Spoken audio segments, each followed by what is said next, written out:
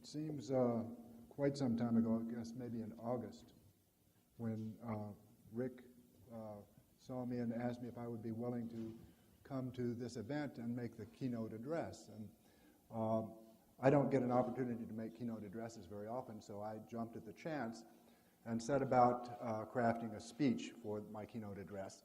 And it started with a joke and then segued into some personal incidents, and I had some really compelling data about international engagement. And it took about an hour and 10 minutes for my speech, and then it finished with a rousing call for action, and I set aside about 3 minutes for a standing ovation. And then about a month ago, maybe 6 weeks ago, Rick sent me an email and said that they were honored that Donald Dingwell had agreed to come and make a presentation, and would I share the podium with him? And of course I said yes. And then as I started thinking about it, so I have to recraft my speech, and I won't have quite an hour and 5 minutes for it now. So how would I think about doing it now that I'm following Donald Dingwell? And humility set in, and I realized that following Donald Dingwell was not the time to really make a rousing speech. So, and then adding to that, I sat through this morning's presentation, and it caused me to kind of totally rethink what I would say to this group. So let me back up and rewrite my speech as I'm giving it. If any of you attended the APLU event annual meeting in Denver and saw me give a little presentation, you probably have heard about all I have to say on the topic. But one of the things that I used at that speech was a graph that showed the top 1% of cited articles in science and technology, and the percentage of those that were the result of individual researchers, collaborations, and international collaborations. And the point of the graph, which is rather complicated, was that an overwhelming majority of highly cited papers are the result of international collaboration, and that is growing. So currently it's, depending on how you define things, it's on the order of between 30 and 50% of the highly cited papers. The top 1% of cited papers are the result of international collaborations. So what that tells me is that the research community has already figured this out. They know that science, that research is a contact sport. And they know that they improve their science by working with the best people around the world. And they figured out how to do that. Not perfectly. But I listened to John Carfora this morning talking about the Academy report that they had done in 2010. And I was struck by the list of items that he indicated were impediments or issues that had to be dealt with for international collaboration. Cultural differences, legal issues, ethics, integrity, intellectual property, export controls, risk management. These are all legitimate things. They are important things that have to be considered. But somewhere in the world, a very significant portion of scientists have figured out how to deal with these. So maybe we could learn from them. Maybe they're the people we should be asking, how did you guys figure out how to deal with intellectual property? How do you deal with ethic issues? Somebody's figured this out. And there are a lot of lessons that we could learn by asking those people. Now, this will not apply to anybody in this room, but I've been told that universities tend to be rather conservative institutions. Let me tell you a dark secret. So is the National Science Foundation. About 5 years ago, I was in Europe as head of the NSF Europe office, and I tell people that sounds like a very grand and glorious job. The NSF Europe office consisted of myself and my assistant. So it was a wonderful job, but the span of my control was about exactly perfect. I can manage to supervise one person fairly well, and then things start to fall apart. But while I was there, and it was a very interesting time, as Donald pointed out, It was a time when the ERC was coming into existence. The Excellence Initiative in Germany was just getting started. It was a time when other countries, France and Poland, were looking at their research and higher education systems and asking questions about what is a better model for us to undertake. So for me, it was a very exciting time because I saw this ferment in Europe as people were grasping with how do we do a better job of supporting research in higher education. And at the time, the National Science Foundation had a mechanism by which we could engage international partners. If you had an NSF grant, you could go to your grant officer and say, I have an opportunity here to engage with an international partner, and you could get a supplement to your grant for nominally up to 20% of the grant, but probably 10% was a better target.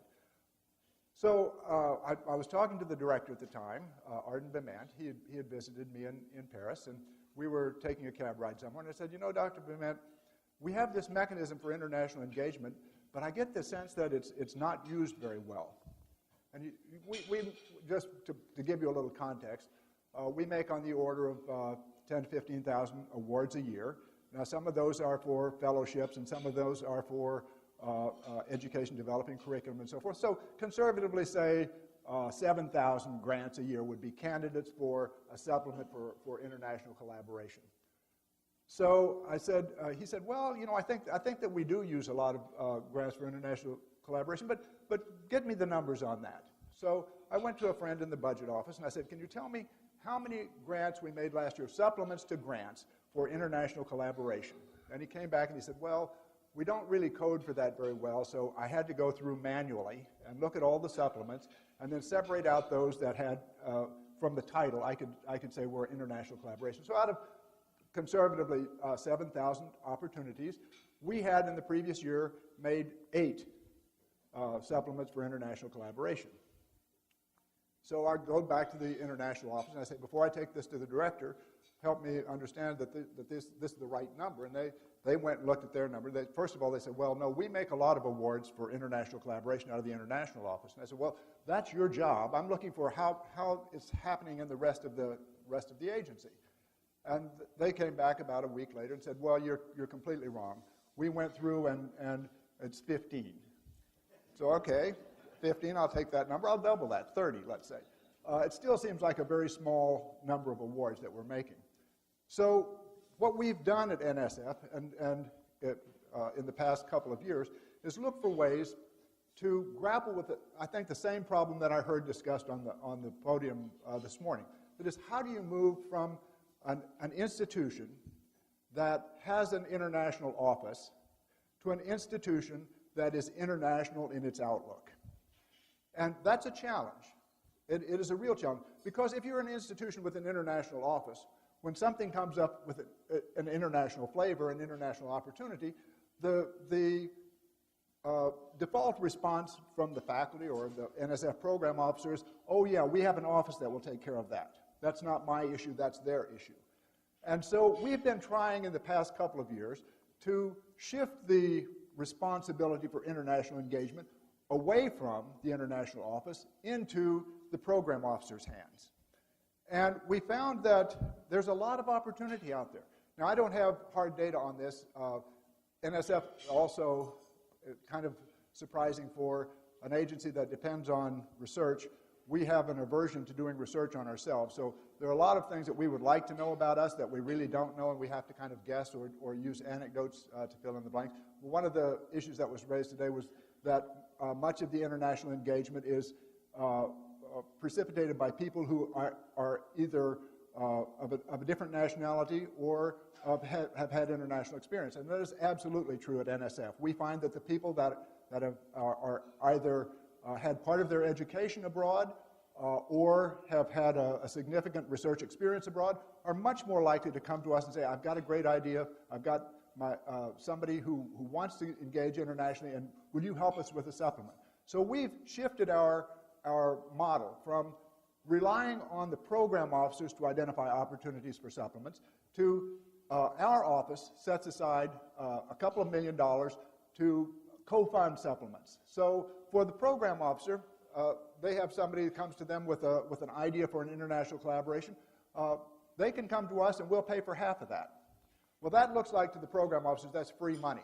So that's an opportunity for them. That's a big incentive for them. Our plan is to get them sufficiently comfortable with this idea that they will say, well, even if I don't get the supplement, which amounts to maybe between $15,000 and $50,000, it still adds enough value that I'm going to do this on my own. I will take money out of my own funds to support international activity.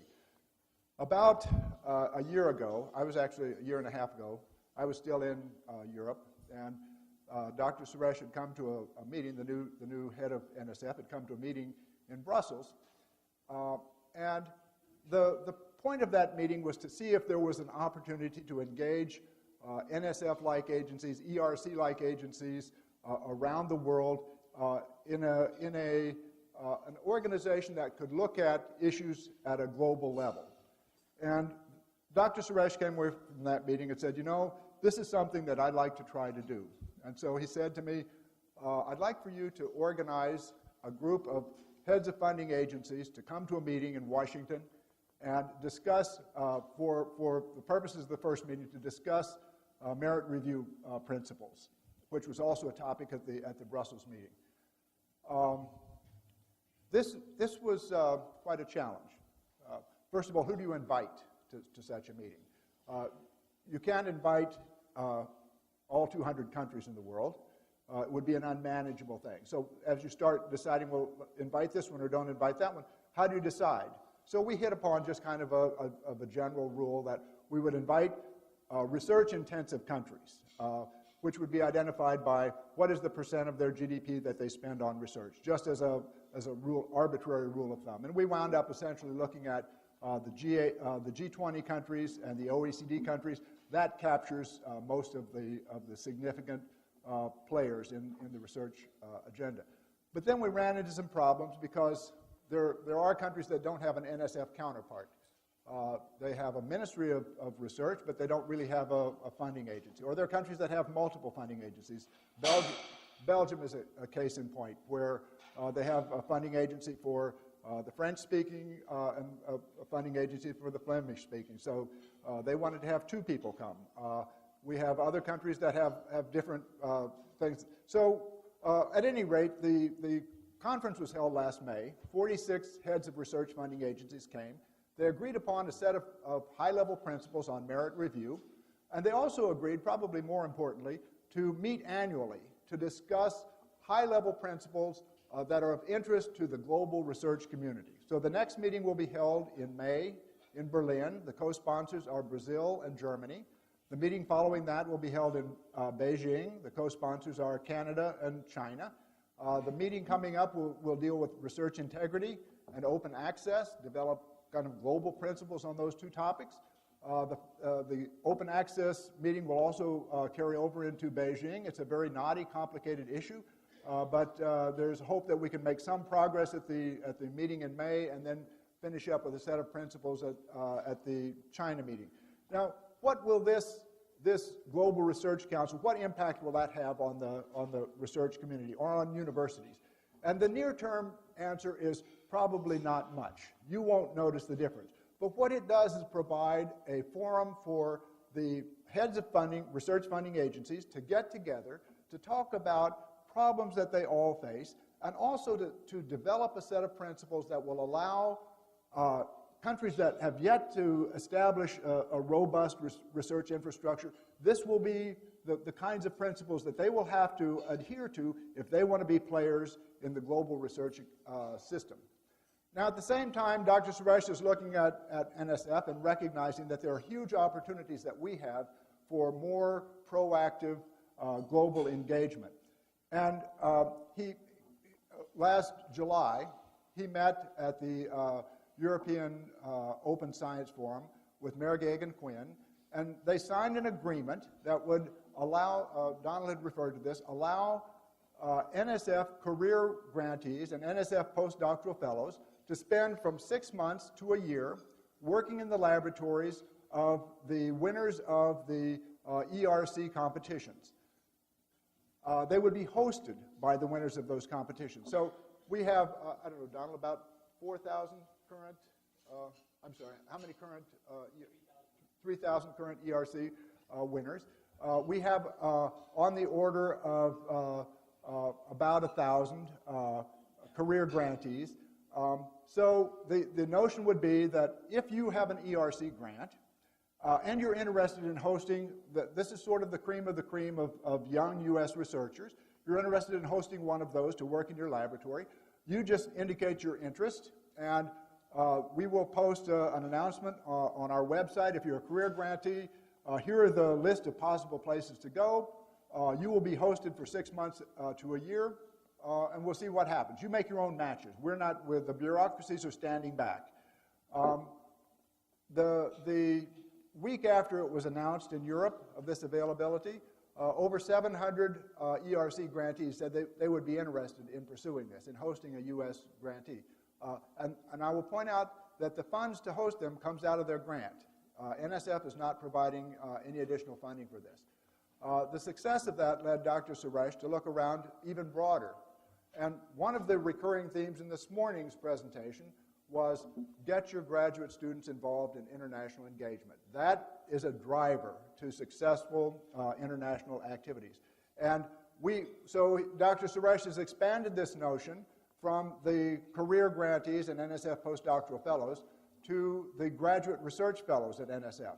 We make now 2,000 graduate research fellowship awards a year. These are 3-year awards to be used in a 5-year period. And he has gone around to various countries and asked if a NSF graduate research fellow would be interested in spending time working in a university or a laboratory in your country, would you host them for 6 months to a year? And we have gotten already about a dozen countries that have agreed to do this. We've signed agreements with Korea, Japan, China, Singapore, Switzerland. We have interest in the ERC is also looking to sign this. We're trying to set something up so that perhaps we can have it signed as soon as the AAAS meeting next week. There has been a huge level of interest in countries having U.S. graduate students come and do research in their countries. When I was in Europe, I visited universities and ministries of research and research funding agencies around Europe for 4 years. One of the first questions I was asked at every meeting was, how do we get more U.S. students to come to our laboratory, to our university? And the answer was, I don't know. There was a huge flow of European students to U.S. institutions, but the flow the other direction was rather spotty. And Dr. Suresh's approach to this has been, well, let's give an incentive to the U.S. students and provide a mechanism for U.S. students to spend time abroad, to get that international exposure, that international experience, and they will create the kinds of collaborations that will last their entire professional career. This is a very low cost, very low risk type of investment, and you have to ask yourself, why did it take us so long to encourage this sort of thing? Not only does it send a message to the NSF grantees that we think an international experience is part of your professional training, it sends a message to graduate students everywhere that we think this is an important consideration. So over the course of the coming years, I think that we will see a rather significant increase in the willingness and the ability of U.S. students, graduate students, to spend time around the world, wherever they can add value to their research. And I think that follows up on one of the things that Donald emphasized, that what we're looking for is not international experience for the purpose of international experience. We're looking for research excellence. And how do we promote research excellence? And we're counting on the people whose careers are ahead of them to identify the places that they feel they can add the most value to their research, that they can improve the likelihood that they will have successful research careers, and identify those places and then spend time and make that connection. And we're absolutely convinced that they will find a very warm welcome on the receiving countries, and that they will come back with their lives completely changed. Just as a final note, in announcing the Graduate Research Opportunities Worldwide, GROW, which is the new program that Dr. Suresh announced in December, we put together a little videotape. And it's a presentation with Dr. Suresh making the announcement of the awards, but it also has interspersed with it some graduate students that have spent some time abroad. A little 30 seconds, here's what it was like. And I think that if we were to be able to show that to every incoming graduate student, it would give them a sense that having that international experience is absolutely important to their professional development. Everybody, when I was in Europe, I made a point to talk to students who were there. And the life-changing impact of their experience abroad was just obvious in what they said. And so I don't have my applause line has been lost somewhere in there, and I don't have any call to action that I can say, well, here's what you need to do. Because what I heard on the stage this morning was exactly what I think people need to do. I think you need to work international engagement into the fabric of your institution to make it to make the notion that if you never have an international experience as part of your education, then you're losing something, rather than the people that do are the exception. And I think we're on the path that way. Somebody said to me that in the context of universities being, and I say that none of them are here, but universities being conservative organizations, that nobody wants to be the first to do something, but nobody wants to be the last either. And I think we're right at the crest here, where a lot of people are taking some steps to be the first, to be those pioneers. And once that wave starts to roll, it is going to be move forward very rapidly. I think the momentum will carry us forward, and I think that 5 years from now, when we come to the 5th Global Research Conference, we will hear a lot of success stories, and we will hear a lot of people sharing examples, sharing promising practices, thank you, Marisi, promising practices for engaging our students around the world. And on that note, I'll close and invite any questions that people have. Thank you.